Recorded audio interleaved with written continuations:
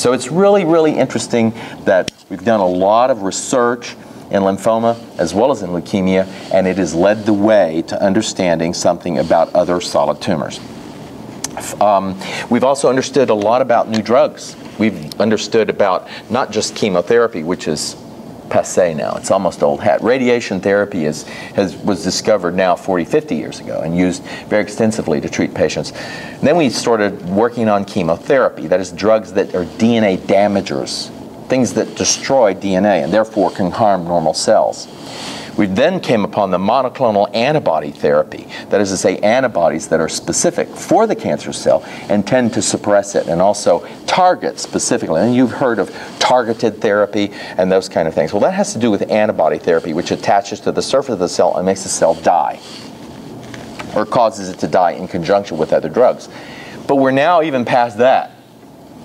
We are now into protein inhibitors, things that inhibit the cell after it's already done what the DNA is going to tell it to do. So it makes proteins. The DNA makes protein. And the protein is what makes the cell either grow or divide into two or grow more rapidly or do different things that it's supposed to do and suppress other functions of normal cells. So we now have drugs that we're looking into that suppress specifically those specific proteins. Say Gleevec for CML.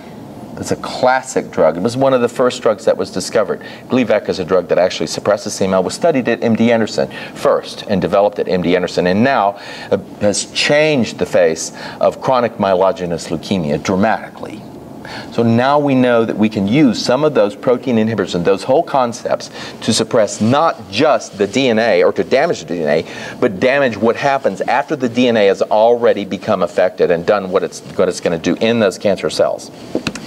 But more importantly, now we're learning something about how to alter those normal cells, quote-unquote normal cells, that are around the cancer cell, that relay information to it, help it grow, etc. When now those are drugs that are coming along in the future.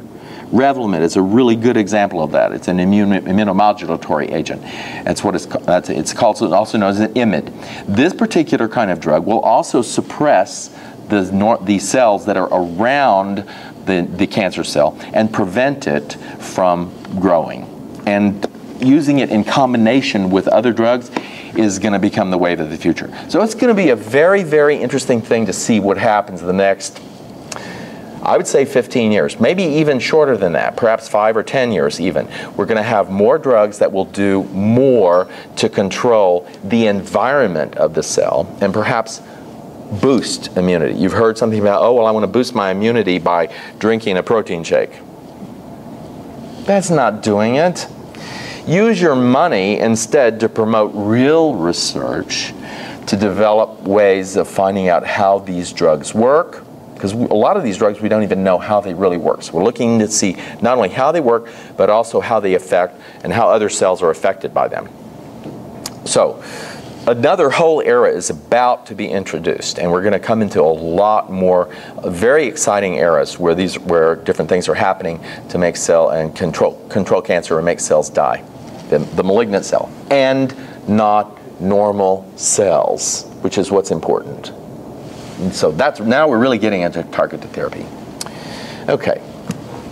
So what is the fund? What is the Bill Cruz Remission Run here to support? Well, okay, so in order to be able to do real research on cancer cells, first of all, you got to have some cancer cells. These days, you can't possibly support real research unless you happen to have real cancer cells sitting around. Well, I haven't got any in my back pocket. Not so easy to come across either unless you happen to actually get a biopsy and get some cells from a patient. It doesn't help to grow them in mice. We can grow them in mice. We can make cancer cells grow in mice. You certainly heard about that from some of the stories that went out about patients who gave cancer cells from perhaps they were poor people, they didn't know they were giving cancer. It became very notorious stories that are out there right now about people who actually had cancer cells that were donated and they didn't know they were. Well, these days we have to get permission to be able to collect those cells. So at MD Anderson, we have what's called a tissue bank. The lymphoma tissue bank, in fact. And it happens to be in our backyard in the lymphoma myeloma department. There are There are now 23 of us in the department. And anytime we get a biopsy on someone, we always say, can we collect some of your cells for research? And we take some of those cells and we put them in a freezer. Costs money to keep the freezer running.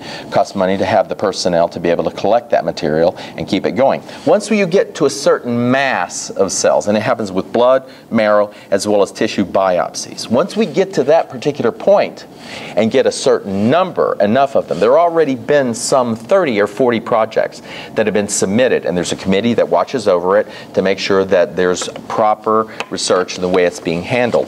So there's a lot of, now we're just now reaching that critical mass for where we will have enough cells to be able to do adequate projects where we can now start looking back at those cancer cells to figure out not only how they work, how drugs work on them, and also see how they work in conjunction with other cells.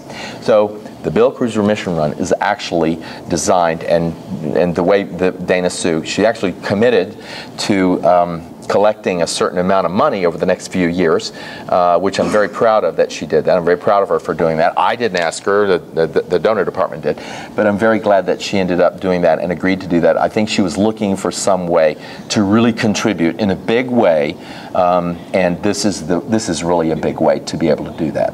And so I really thank Bill and Dana Sue for being able to do that and set up this remission run. It's an exciting thing. It's something that she's passionate about. It's something Bill's passionate about. It's something I'm passionate about, and I hope it can be something that you're passionate about, because it's going to be something that's going to further research in a very important way, not only for lymphoma, not only for leukemia, but also for all cancers in the future.